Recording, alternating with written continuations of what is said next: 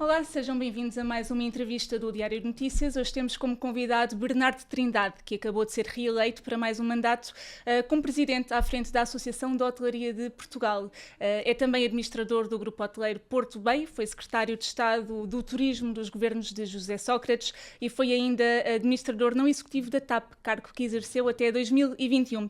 Olá, Bernardo, bem-vindo. Já vamos falar deste novo mandato aqui à frente da HP.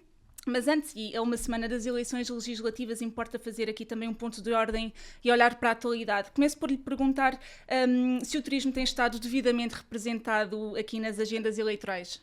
Ruth, muito obrigado pelo convite. É sempre um gosto voltar a esta casa. E respondendo à sua pergunta, como é evidente, o turismo é, de facto, a nossa atividade económica mais importante, lidera as exportações, tem sido uma mola muito importante no quadro da afirmação da economia portuguesa. A economia portuguesa cresce porque o turismo tem crescido. E, obviamente, que, sendo uma atividade privada, ela tem-se desenvolvido naturalmente em resultado de um olhar positivo dos clientes que optam por fazer... Mas estamos aqui a olhar para esta questão, para as agendas eleitorais. A pergunta que lhe fazia era precisamente essa. Se aqui nas agendas tem visto uma representação do turismo? Eu acho importante. Ainda ontem tivemos, no quadro da Confederação de Turismo, um almoço com o secretário-geral do Partido Socialista. Aguardamos agenda para a presença também do Dr. Luís Montenegro enquanto líder do PSD. Vamos aguardar isso. Aproveitamos sempre esses momentos para, de alguma maneira, recordar aquelas que são as prioridades do turismo no quadro, digamos, de uma sua afirmação crescente, e acho que isso deve continuar a existir. E, portanto, a nossa perspectiva é esta. Há um ano tivemos eleições. O setor, no quadro desta novas eleições e de pretensa instabilidade, entregou ao país, no final de 2024, o melhor ano turístico de sempre. Significa, por isso, que, independentemente da política, o turismo continua a fazer o seu caminho e, portanto, a nossa perspectiva é, obviamente, que nós contamos com a política e com a governação precisamente para, em conjunto, podermos, no fundo, não só partilhar preocupações, mas adequar medidas, e é essa, digamos, a nossa perspectiva, que esse esforço continua a ser feito. Mas continuando aqui a falar de política, como é que olha aqui para as agendas, aliás, para os programas eleitorais dos dois principais partidos no que respeita às medidas para o setor do turismo? Eu acho que, desse ponto de vista, eu acho que o setor tem, ao longo do tempo, merecido esse respeito, que é, no fundo, assegurar um quadro de continuidade em termos das políticas e, portanto, se a Ruth me pergunta, então quais são as grandes prioridades? Olha, no domínio das acessibilidades, claramente resolver o condicionamento de procura que acontece em Lisboa e que tem implicações em todo o país.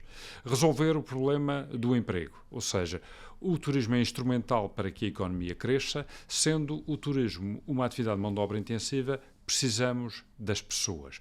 Precisamos de mais pessoas, mais do que aqueles que são os portugueses, porque já não nos bastamos a nós próprios. Hoje, num quadro de representatividade, 2/3 da nossa mão de obra é nacional, mas 1/3 é estrangeira e, portanto, para essas pessoas nós temos que ter respostas em termos da legalização da sua situação, num processo partilhado.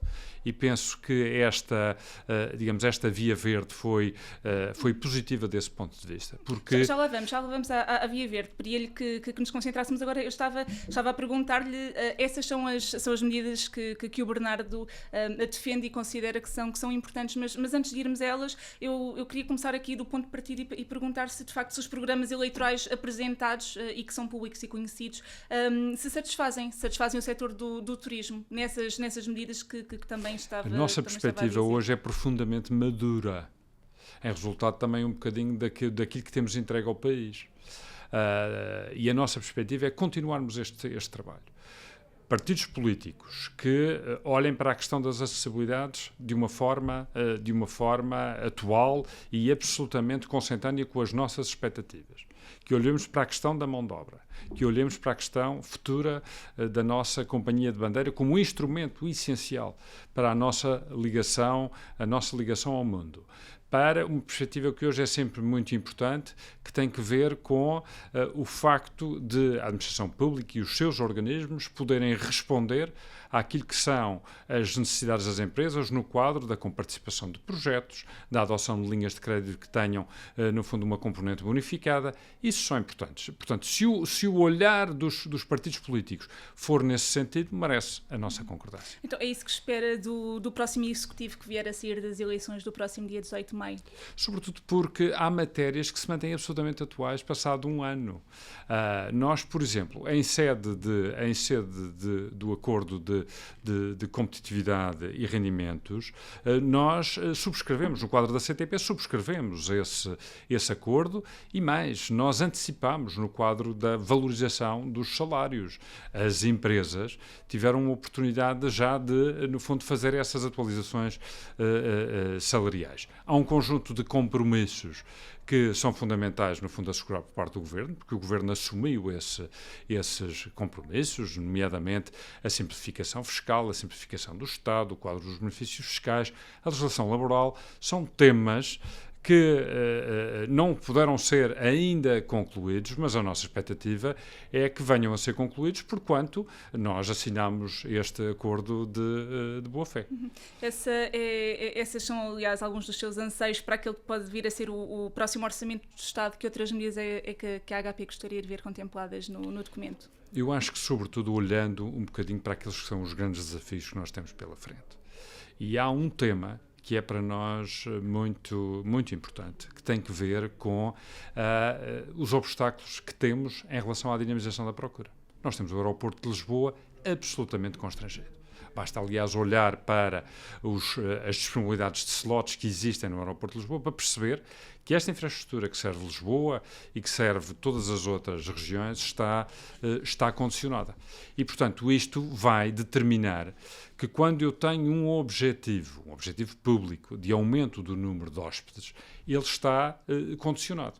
E, portanto, o que é que eu tenho que fazer? Eu tenho que olhar para outras dinâmicas que, de alguma maneira, permitam obter respostas diferentes, nomeadamente a questão do aumento da estadia média. E desse ponto de vista, Ruth, deixe-me dizer-lhe que nós, no âmbito da HP, fizemos um estudo. Atualmente, a estadia média em Portugal são 2,54 dias, com regiões que têm um bocadinho mais, nomeadamente a Madeira, e há regiões que têm um bocadinho menos, nomeadamente o centro e o Alentejo. Mas o conjunto, a estadia média de um turista em Portugal são 2,54 dias.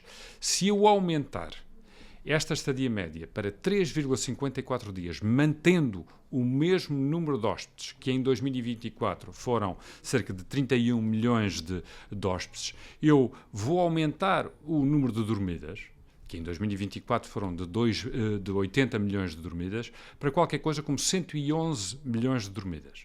E os proveitos de aposento, que foram em 24, com 31 milhões de hóspedes, qualquer coisa como 5,5 mil milhões, eu posso aumentar para 7,14 mil milhões. Significa isto, se eu tenho um constrangimento de procura, não consigo trazer mais pessoas, tenho que fazer com que tenhamos... As pessoas fiquem cá mais tempo, mas como é que se faz isso?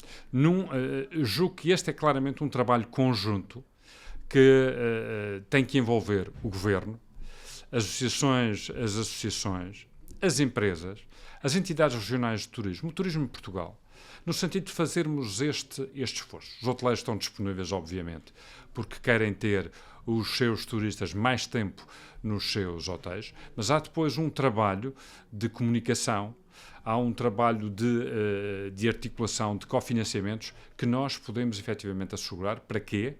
Para... Eu tenho uma infraestrutura que está constrangida, eu estou limitado do ponto de vista da chegada de pessoas e do crescimento que quero assegurar para o país, então vou trabalhar a mesma base de uma forma diferente e assegurando que o turismo pode continuar a cumprir este objetivo.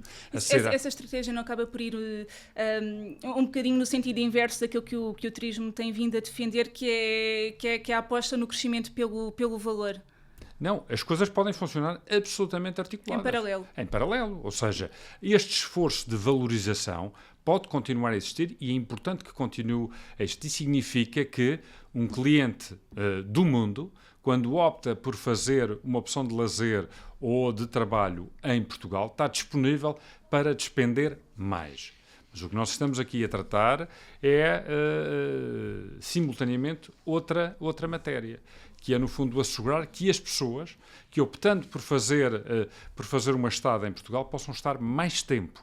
E se eu tenho a minha infraestrutura condicionada, nada como fazer para que estas pessoas possam prolongar a sua estadia em Portugal. Certíssimo. E olhando aqui também, e falávamos aqui de propostas para o próximo orçamento do Estado, queria trazer aqui também à discussão a questão das taxas turísticas, relembrando que os municípios do país encaixaram um valor recorde no ano passado de 92 milhões de euros, conforme o Diário de Notícias também avançou. A HP tem vincado aqui a sua posição contra a aplicação destas taxas. Pergunto-lhe, espera que este seja um tema em cima da mesa para o próximo Executivo e que seja de facto tomada uma medida ou uma regulamentação relativamente a estas taxas? A HP, por princípio, tem manifestado a sua posição contra, porque, enquanto empresários, nós sabemos bem a carga fiscal que neste momento incumbe sobre as empresas. E temos, de facto, inúmeros tributos que entregamos ao Estado. Aquilo que nós temos vindo a questionar, e de forma muito vocal, se quiser, como refere, é o facto deste processo. Este processo não estar a ser liderado da melhor forma possível. E nós temos alguns créditos sobre esta matéria, nomeadamente em Lisboa, onde caminhamos num outro tempo no sentido da criação da taxa turística com contrapartidas, nomeadamente com a construção do Centro de Congressos em Lisboa e com a transferência para as juntas de freguesia. O que é facto é que esta infraestrutura não foi feita e as taxas turísticas continuaram a ser cobradas. Qual é a justificação e agora, que a Câmara de Lisboa dá ao setor do turismo para ainda não ter feito um centro de congressos? Afinal, não encontraram um espaço. Não foi possível, Esse é o problema, não foi falta possível encontrar um espaço. E eu penso, e eu continuo... E acredita nessa resposta, é satisfatória? Eu, sobretudo, aquilo que me bato muito, é que, de alguma maneira, medidas como esta, de um aumento da taxa turística de 100%, quando o impacto, leia-se, digamos, a pegada turística aumentou 9% no mesmo período, há um aumento absolutamente desproporcionado. E sendo um aumento desproporcionado, um aumento não explicado, no sentido de que não é transparente, nós não sabemos onde é que este dinheiro vai ser aplicado. E portanto, nesse sentido, o que é que gostava que o próximo Executivo fizesse? Eu acho que, sobretudo, aquilo que é a competência do Governo é, basicamente, em primeiro lugar, um trabalho de sensibilização. Nós temos 308 municípios no país e, em tese, 308 taxas turísticas em 308 concelhos podem efetivamente ser criadas por vocação, por vontade municipal. Agora, é importante perceber se todos os municípios têm vocação turística e se nós não estamos a introduzir um fator perturbador em relação à afirmação desta atividade. Temos, aliás, Ruta, até uma situação diferente. Nos municípios em que foram criadas taxas turísticas, nós temos regimes de aplicação da taxa diferentes de concelho para concelho. Era que o Governo uniformizar. Claro, é fundamental que o Governo discipline isso. E a Lei das Finanças Locais pode ir nesse sentido. E essa já é uma competência do Governo e que pode... Quero fazer aqui uma revisão a este regime jurídico das autarquias locais. E para que pudesse, de alguma maneira, aos municípios que têm taxa turística, possam ter, digamos, uma aplicação que seja uma aplicação absolutamente uniforme. Porque essa é, de alguma maneira, também um pouco a nossa imagem que está em causa. Quem nos visita de concelho para concelho, região para região, tem aqui tratamentos diferentes. Não é, do nosso ponto de vista, aceitável. E acredita que deveriam ser estabelecidos critérios ou todos os municípios poderiam aplicar esta taxa turística? Deveria haver aqui um critério em função do peso e do volume de turistas que cada município recebe? A decisão da implementação, da aprovação de uma taxa turística é uma decisão eminentemente municipal. Aquilo que a Associação de Hotelaria de Portugal tem defendido é que, sendo esta uma decisão municipal e, portanto, para a qual nós não temos intervenção, aquilo que nós temos advogado é sempre uma perspectiva de que, digamos, no quadro da governação da taxa, da gestão da receita da taxa, possa ter, digamos, uma participação privada, nomeadamente dos hoteleiros, que são os cobradores da taxa turística. E isso, de alguma maneira, também refletiria alguma humildade e maturidade. Porquê? Porque, repare, nós somos quem tem uma relação mais próxima com o turista. Porque ele pernoita nas nossas unidades. E, portanto, nós sabemos o que é que, de alguma maneira, pode e deve ser melhorado em cada uma das cidades, e este trabalho de partilha é algo que nós defendemos com grande acutilhância. O ainda atual secretário de Estado do Turismo, Pedro Machado, também reiterou ao longo deste ano ser contra a taxa turística, dizendo e defendendo que havia aqui um outro caminho mais útil, que seria o do IVA turístico. Ainda assim, o atual Executivo nada fez nesta matéria. Acredita que Pedro Machado poderia ter ido mais longe nesta preocupação sobre a taxa turística? Eu acho que o que nós temos que, no fundo, fazer é ir aprofundando estes processos. Todos os dias vamos sabendo um bocadinho mais do que sabíamos no dia anterior. A nossa perspectiva enquanto empresários, enquanto dirigentes associativos, é de facto partilhar e trabalhar com os governos no sentido de termos melhores políticas que sirvam o setor do turismo, porque de facto nós não vamos reinventar a roda. O turismo tem um peso significativo, crescente na nossa economia. É hoje um instrumento de coesão territorial absolutamente notável.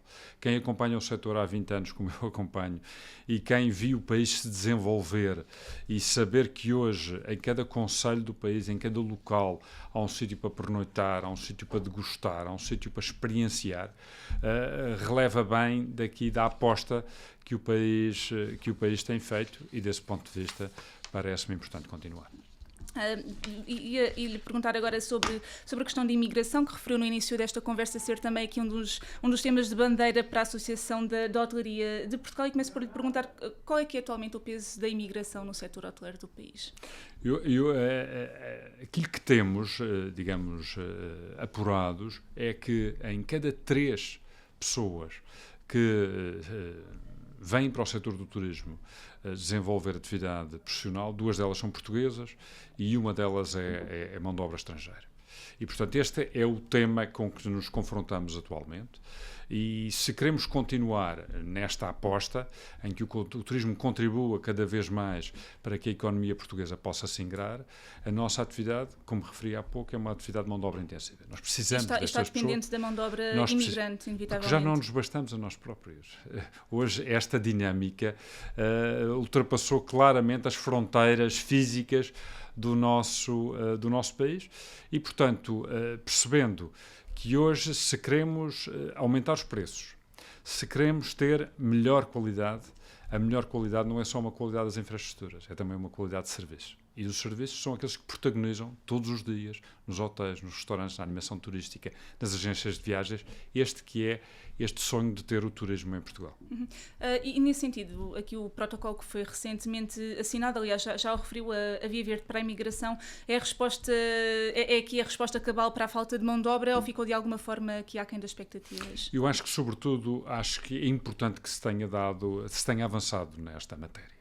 Ou seja, da mesma forma que é importante que nós todos criemos condições para que estas pessoas venham, é fundamental também que estas pessoas se aculturem em relação à forma como Portugal existe. Portugal é um excelente país de acolhimento e esta Via Verde vai num sentido positivo, no sentido de que na origem se possam celebrar contratos de trabalho verdadeiramente validados pelos consulados. Há matérias que são importantes, nomeadamente no quadro dos seguros, no quadro da própria formação, e a formação linguística, a formação das competências, onde claramente as empresas também estão disponíveis para fazerem o seu papel. Há um domínio que está plasmado nesta Via Verde, que é uma matéria que nos suscita, digamos, preocupação e as maiores dúvidas. Do alojamento adequado, porque passa, digamos, para o setor empresarial uma responsabilidade para a qual nós não temos condições de responder afirmativamente. O turismo não tem capacidade de dar essa resposta de alojamento. Desse ponto de vista, pensemos: Lisboa, Porto, Madeira, Algarve, que são as nossas principais regiões turísticas, que têm simultaneamente um tema sério com a falta de habitação. Passar esta responsabilidade para as empresas é, no fundo, condenar uma via verde que é indiscutivelmente um instrumento positivo. E, portanto, desse ponto de vista, o meu apelo é que continuemos a acompanhar isto, reflitamos, façamos os balanços necessários, corrijamos Tem a aquilo esperança que o próximo Executivo volte atrás nesta matéria?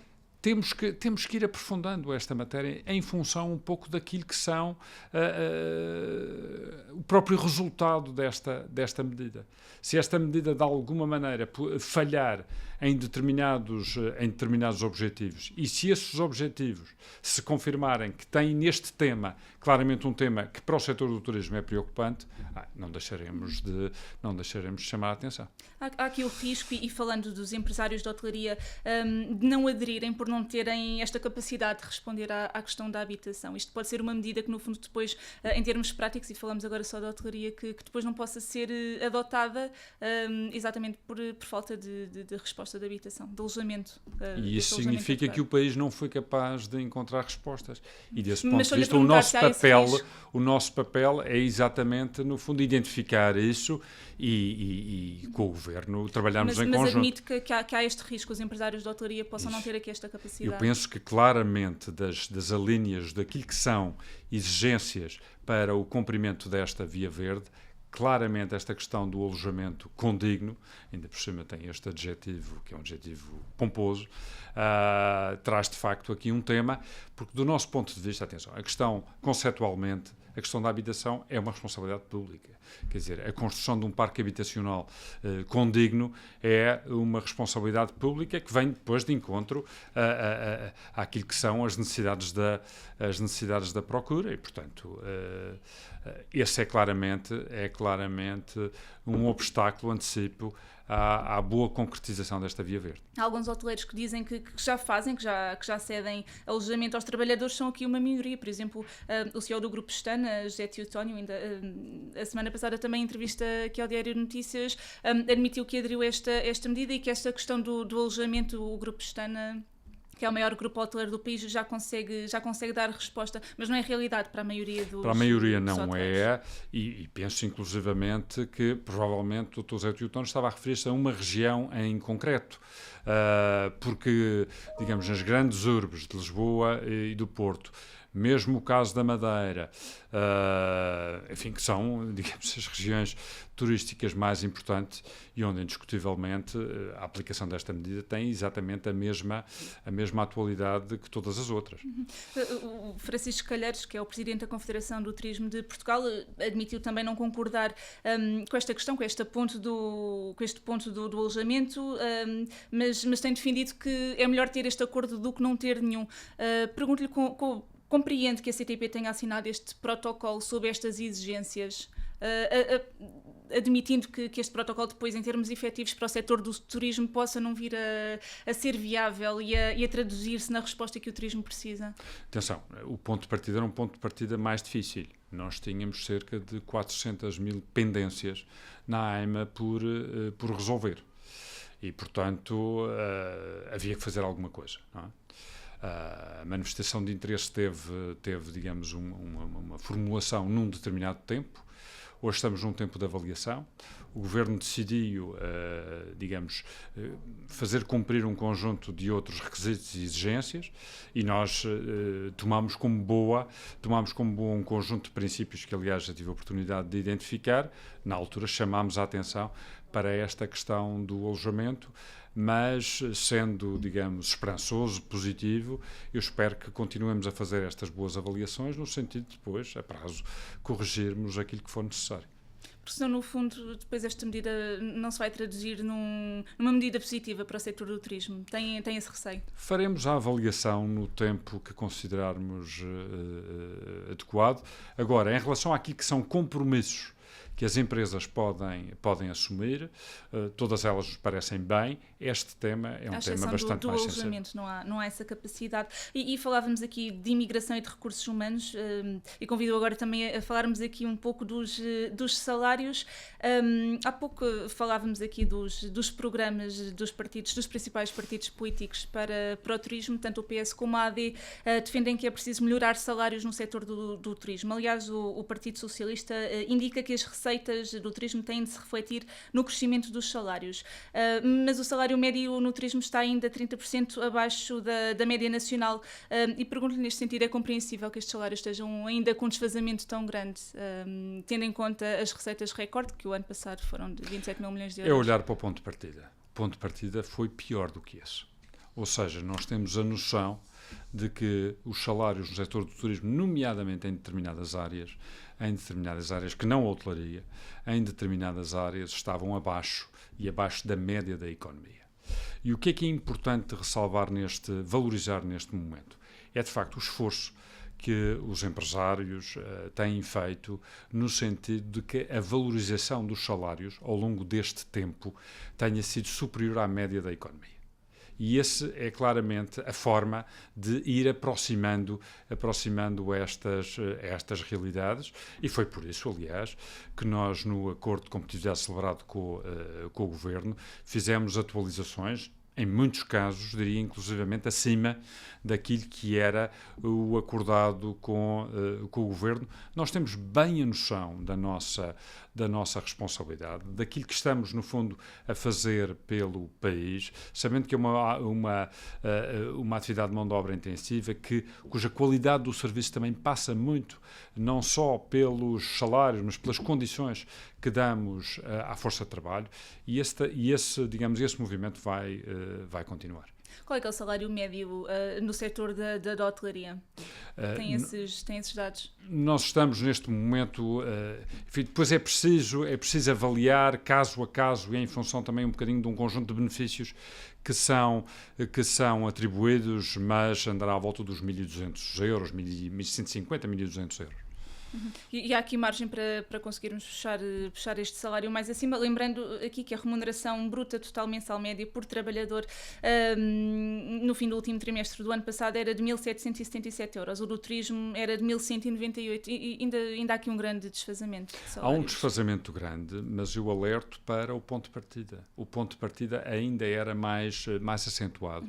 Mas compreende-se que num ano em que o turismo atingiu aqui todos os recordes, todos os principais indicadores, e aqui se querem receitas, querem proveitos também da hotelaria, foram batidos aqui recordes, compreende-se que estes salários ainda sejam praticados no país? Porque não pode ser visto confinado a um ano.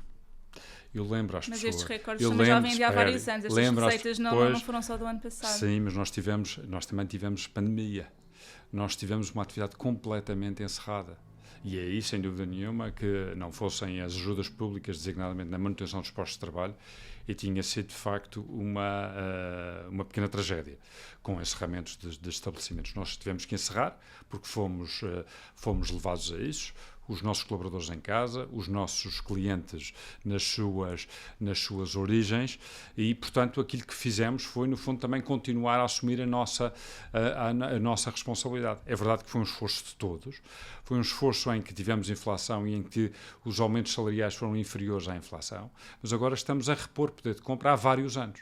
Ou seja, estamos a assegurar que a força de trabalho tem, salários, valorizados acima da inflação, com reposição de poder de compra, e este esforço é um esforço que queremos continuar, e é por isso, aliás, que nós temos celebrado, a Associação de Hotelaria de Portugal, renovou o acordo de contratação coletiva que tem com o CITES, no sentido de uma atualização salarial das diversas categorias, e estamos totalmente disponíveis para continuar esse trabalho.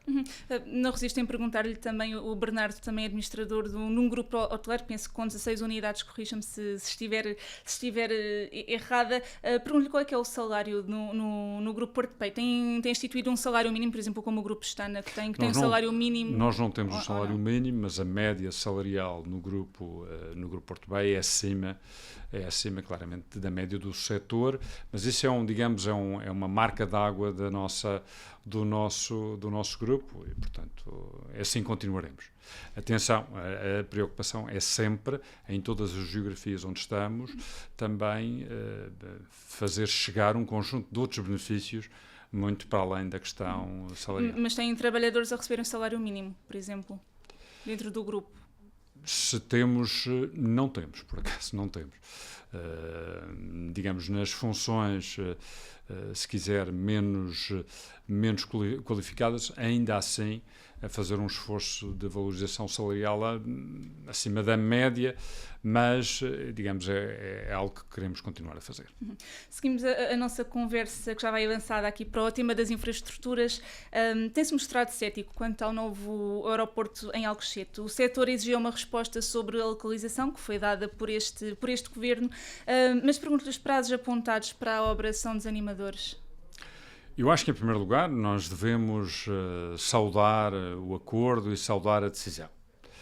Como é evidente, o setor do turismo é um setor que está intimamente ligado com o setor das infraestruturas e, não é por acaso, que a ANA Aeroportos é, digamos, vice-presidente também da Confederação do Turismo e, portanto, nós interagimos todos e, muito recentemente, tivemos reunidos com a administração da ANA Aeroportos que, digamos, nos mostrou os impactos relativos ao novo aeroporto, nomeadamente em termos de modelo de financiamento, em termos do consumo de recursos, nomeadamente energéticos, recursos de combustíveis, recursos de água, e estamos a falar de uma grande dimensão, de uma gigantesca dimensão que, digamos, convocará o país, convocará o governo, convocará todos os poderes públicos no quadro dessa decisão. E isso... Mas perguntava-lhe se se sente desanimado com este prazo que é apontado aqui para até vermos a primeira pista do novo aeroporto de Alcochete. Não nos iludamos, será seguramente um processo muito moroso e, como é evidente, isto vai exigir, de facto, um esforço muito, muito grande. Em primeiro lugar, nos novos termos do acordo entre o Governo e o concessionário. Depois, os próprios prazos relativamente, digamos, ao ultrapassar de um conjunto de exigências. E, portanto, a nossa perspectiva é esta. Nós estamos a ver este tempo a correr. Estamos a perceber que este será, digamos, um processo muito longo. E, portanto, acho que as nossas iniciativas, as nossas quick wins, se quiser, relativamente a não desperdiçarmos esta oportunidade que o mundo dá a Portugal quando olha positivamente para uma estadia, podermos, no fundo, fazer o seguinte. É verdade que, digamos, as obras no aeroporto Humberto Delgado podem, de alguma maneira, permitir a utilização por outras infraestruturas ocupando o mesmo slot, significa que são mais pessoas por avião. Agora, daquilo que é a nossa responsabilidade, nós entendemos que o tema da estadia média, uma campanha em torno do aumento da estadia média, traria mais dormidas, traria mais proveitos para o mesmo número de hóspedes.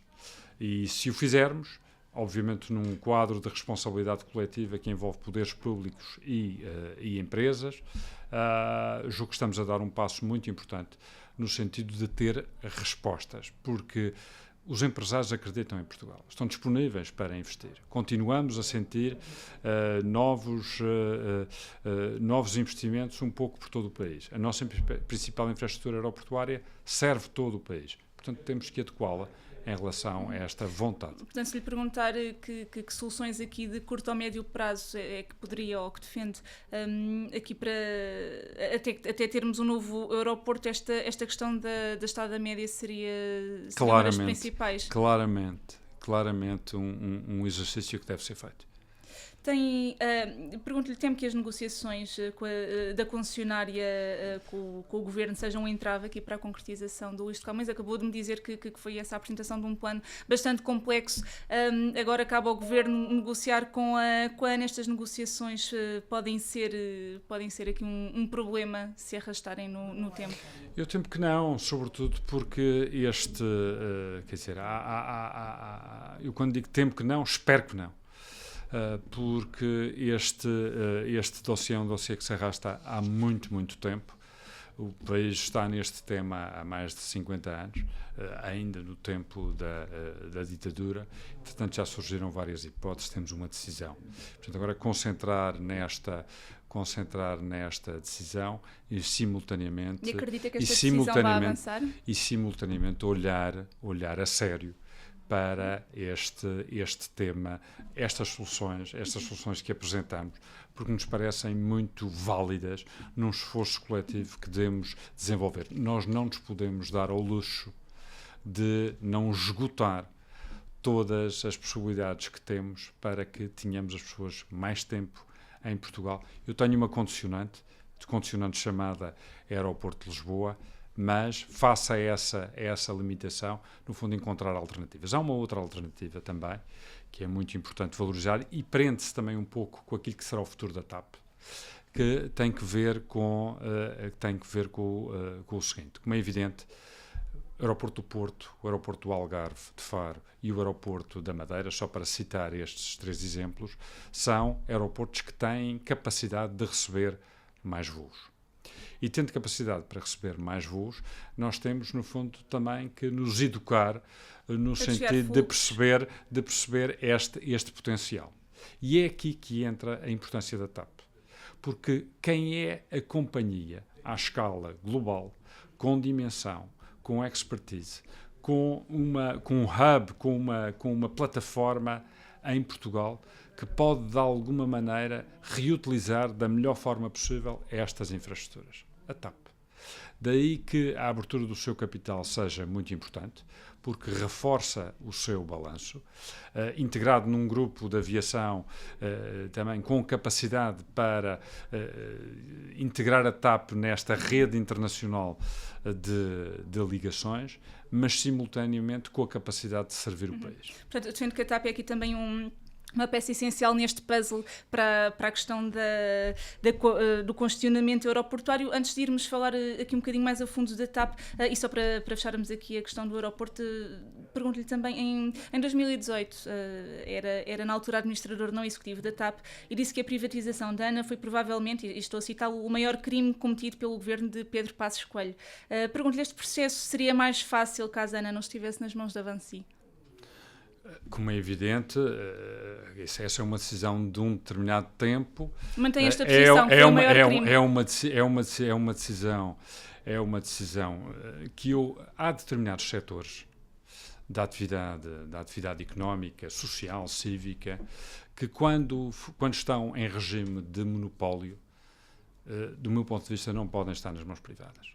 Isto são questões de soberania, ou seja, nós não podemos ficar dependentes. E isto não comporta, não transporta qualquer juízo de valor em relação às pessoas que estão nos respectivos, a quem lhes foi dada esta possibilidade de constituírem-se como concessionários, e as pessoas em causa, nomeadamente, têm participado muito e trabalhado muito com o setor do turismo, mas, tendo esse direito, não vão deixar de exercê-lo.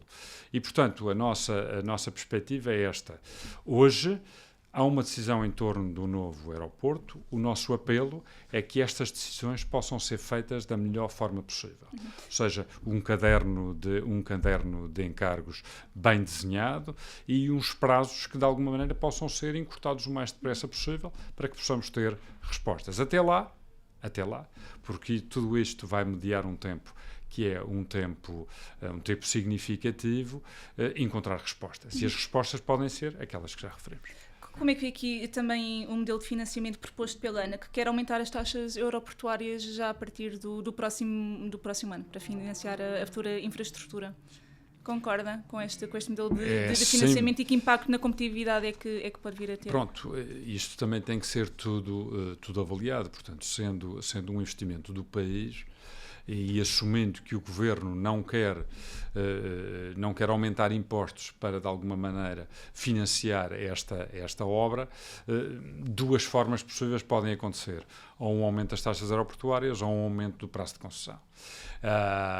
E, portanto, será com base nisso, provavelmente, que o modelo de financiamento será assegurado. Agora, obviamente, que um aumento de taxas aeroportuárias é, digamos, algo que pode pôr em causa a competitividade. Eu espero que não. Espero que com bom senso se possa encontrar uma solução equilibrada. E que o Governo também já disse à ANA que não concorda com este modelo de financiamento. Caso não haja aqui um entendimento entre o Governo e a ANA, o Executivo deve ir pela via do resgate da concessão? Bom, tudo isso são soluções de emergência e que têm, obviamente, consequências financeiras, porque, obviamente, quem tem o direito vai de alguma maneira exercê-lo da melhor forma possível, não tem que ser necessariamente em litigância, mas vai querer exercer o seu direito. E, portanto, o meu apelo é que, digamos, esse debate possa ser feito da forma mais cordial possível e no fim do dia o que está em causa é Portugal. Relativamente à TAP, e falávamos dela ainda agora, estamos a aguardar aqui o arranque do processo de privatização. O Bernardo aliás, um dos subscritores de uma carta aberta assinada por 25 personalidades contra a privatização total da companhia. Quais é que são os riscos de colocar a maioria do capital nas mãos dos privados? Eu acho que, sobretudo, para além desse receio, que é, no fundo, nós perdermos soberania, perdermos a capacidade de utilizar a TAP como um instrumento ao serviço do país. E chama a atenção para um aspecto que é muito importante. E quem esteve na TAP nesse período tão difícil, que foi, no fundo, e em primeiro lugar, reestruturá-la, reduzir substancialmente a sua força de trabalho, ter que entregar aviões, porque os aviões estavam em terra, não podendo voar, e tendo acompanhado toda esta evolução recente, a percepção pública da TAP é hoje manifestamente diferente. Ela é hoje uma empresa reconhecida, uma empresa que melhorou muito o seu balanço desde o seu plano de reestruturação, voltou aos lucros e, portanto, a sua percepção hoje é indiscutivelmente diferente e, portanto, o seu processo de abertura do capital também é diferente. E a minha sensibilidade também é um pouco esta. Hoje, o quadro da aviação faz-se em função também um bocadinho daquilo que são os ativos. E a TAP é, para determinados mercados emissores, um ativo muito significativo e muito interessante para quem está disponível para entrar no capital da TAP, ainda que numa solução minoritária. Mas o Bernardo defendia-me aqui, deixa-me só interrompê-lo, que é importante que a TAP fique aqui na esfera pública, para servir o país. Há pouco deu-me também este exemplo de a TAP poder servir mais a Madeira, mais o Algarve, mais o Porto, portanto, para, no fundo, diversificar aqui fluxos. Mas a questão é que... Num quadro, inclusivamente, de menor capacidade de resposta de Lisboa. Exatamente, mas recordemos que a TAP atualmente é pública e a questão é que não tem praticamente voos nenhuns para o Algarve. No Porto, as queixas também dos empresários do turismo do Porto são as mesmas.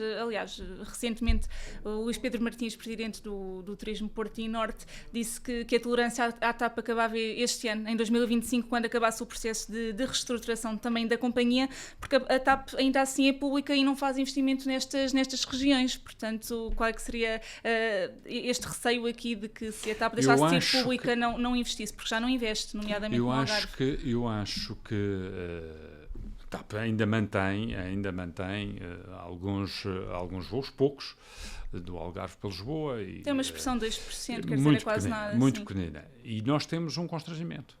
Temos hoje um constrangimento de procura no aeroporto de Lisboa. Portanto, o meu apelo é sobretudo este.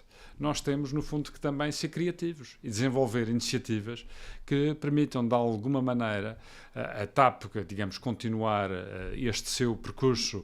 Mas a TAP pode fazer isso agora e ser criativa agora, não é? E desviar estes voos, então, para o Algarve, e não o faz. Pronto, nesse sentido, qual é que é a garantia de que, se a TAP permanecer na esfera pública, de que o vai de facto fazer e que vai efetivamente apostar mais nestas regiões do país? Eu acho que, sobretudo, a TAP é, digamos, a única companhia que pode efetivamente fazer este serviço. Muitas das vezes eu ouço e valorizo e saúdo muitas vezes companhias de bandeiras estrangeiras que, no fundo, passaram a voar para outras infraestruturas aeroportuárias portuguesas, nomeadamente do Algarve, do Porto, de Lisboa, da Madeira, dos Açores. Mas são uma ligação, por exemplo, da British ou Iberia a um dos nossos aeroportos. É a mesma coisa que uma ligação da TAP para uma qualquer cidade francesa, inglesa ou espanhola. Portanto, ela é um movimento que depois retorna. Ora, se eu tenho um constrangimento no meu principal hub português, nomeadamente em Lisboa, a hipótese da diversificação é a possibilidade, no fundo, de uma vez mais assegurar a importância da TAP, a TAP portuguesa, a TAP a servir o país e simultaneamente assegurando a sua competitividade, quer na área do turismo, quer em outras áreas onde indiscutivelmente cumpre o seu papel. Estou eu aqui a pensar, quer nas regiões autónomas, quer na diáspora, onde indiscutivelmente quando digamos, o nosso elo de ligação. Mas a TAP é o elo de ligação de esse, Portugal ao mundo. esse papel já atualmente? Quando temos esta cota de voos, por exemplo, no Algarve, a TAP está a cumprir este papel que o Bernardo defendia do serviço público e de chegar ao território todo nacional. Nós temos que reforçar isso. E hoje, por maioria de razão, pelos constrangimentos existentes. E se os constrangimentos se mantêm com o facto de haver outras companhias que, querendo voar para Lisboa, não o podem fazer ou num processo de substituição, é importante que a nossa companhia de bandeira, a única que tem capacidade para fazer isto, possa fazê-lo nas outras infraestruturas. Há aqui outra das grandes mais-valias da TAP são as rotas transatlânticas também, mas os concorrentes estão cada vez também mais a assumir o palco no país, e exemplo disso são as ligações da United Airlines, que vão diretas, seja do Algarve, seja da Madeira, que vão inaugurar este verão. São ligações que a TAP poderia fazer, mas não faz. A TAP está a perder também aqui oportunidades de crescer no mercado norte-americano. Eu poria aí o tema de outra forma. Eu acho que aí aquilo que a United está a fazer no Algarve e na Madeira é aquilo que a TAP faz em São Francisco e em Miami. Para dar estes exemplos de uma companhia portuguesa que voa para os Estados Unidos, e a Ruth estava a trazer um caso de uma companhia americana que voa para Portugal. Isto é muito dinâmico. O que, sobretudo, gostaria de valorizar muito é, repare, nós temos um constrangimento na procura, que é a limitação que temos na nossa principal infraestrutura aeroportuária, então utilizemos iniciativas que podem, de alguma maneira, mitigar este efeito. Para quê?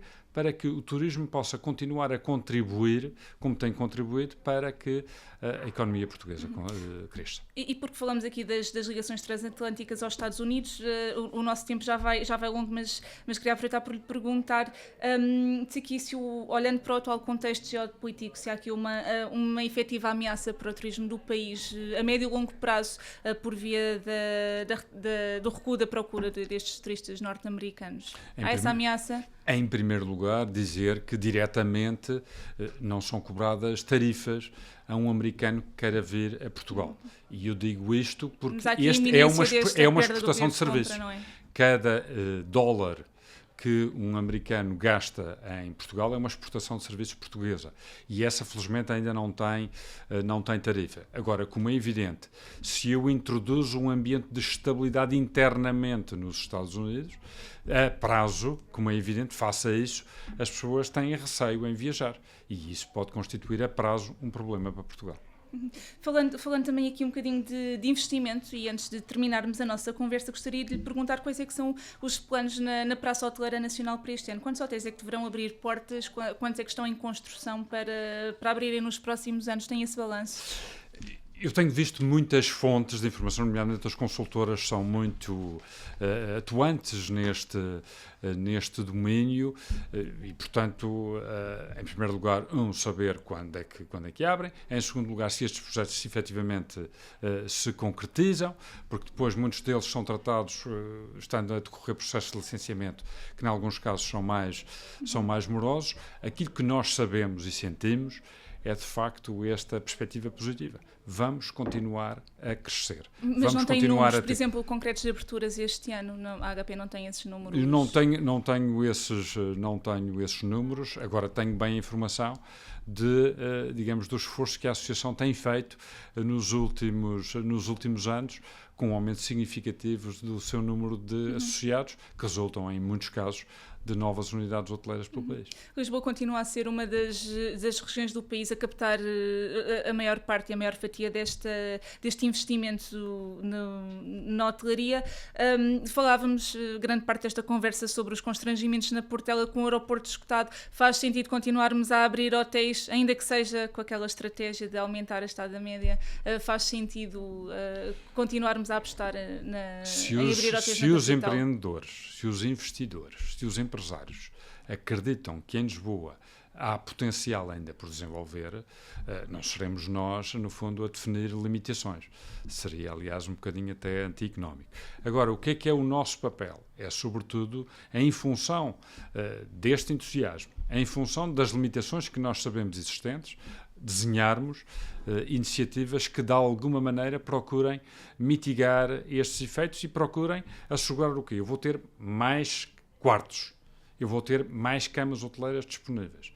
Então, para o mesmo número de hóspedes, ter, digamos, mais dormidas. E isto passa por quê? Para aumentar a estadia média, para aumentar os proveitos de aposento. Estamos mesmo à porta do verão, portanto, a época alta está a começar. Queria lhe perguntar quais é que são as perspectivas, não só para a época alta, mas também para o resto do ano, mas também trazer aqui para cima da mesa os dados que foram conhecidos recentemente, que dão conta de um recuo de 0,5% no trimestre deste ano na economia nacional. Este é o maior recuo em cadeia desde 2021. Este é um cenário preocupante que pode impactar aqui as perspectivas do setor do turismo, ou para já não há sinais de alarme? O primeiro trimestre, aquilo que nós sabemos é que o primeiro trimestre... Bem, em primeiro lugar, há uma coisa aqui que é importante. Como é evidente, quando nós estamos sucessivamente a bater recordes, o nosso principal concorrente é sempre aquilo que, digamos, atingimos no ano anterior. E numa perspectiva de subida, muitas vezes é difícil manter esta dinâmica. E este primeiro trimestre, de alguma maneira, refletiu isso mesmo. Nós podemos discutir se a Páscoa, o facto de ter sido em abril e, portanto, não ter impactado o primeiro trimestre, possa ter sido uma condicionante. Eventualmente. O que é importante? O segundo trimestre já vai ser melhor. Nós, HP, ainda não temos os dados do inquérito do verão que fazemos habitualmente com uma grande abrangência, falo-emos, com certeza.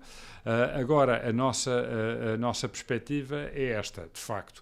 Temos um desafio que é superar o melhor ano sempre, com investimento, com projetos a abrir, com desafios da procura que já abundantemente conversámos, com a temática dos recursos humanos que temos que responder, no fundo, um conjunto vasto de matérias que merecerão certamente o nosso olhar. Mas está otimista para que este ano consiga ser superior ao ano passado? Ou pelo menos em linha?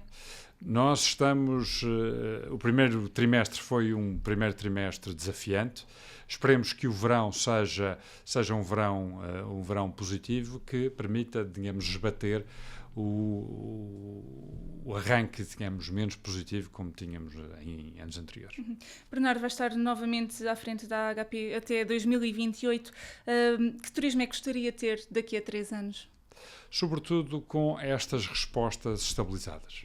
Se nós olharmos para o nosso setor, reconhecido por todos, como uma atividade absolutamente central no quadro de desenvolvimento da nossa economia, com a criação de emprego, sendo um instrumento de coesão territorial que faça chegar estes sonhos a todo o país, sabendo, no fundo, também, ou constituindo-nos cada vez mais como uma comunidade de acolhimento para quem quer fazer carreira e vida em Portugal. Enfim, como dirigente associativo, como líder da Associação de Hotelaria, eu estarei satisfeito. Bernardo, não resisto e para concluir, perguntar-lhe, vamos ter eleições na próxima semana, a haver aqui uma eventual vitória do Partido Socialista, quem é que gostava de ver a assumir a pasta da Secretaria de Estado do Turismo? Eu acho que sobre isso, este quadro de continuidade que as políticas do turismo têm tido, quer protagonizadas pelo PS, quer protagonizadas pela AD, são, para o setor do turismo, digamos, uma garantia importante.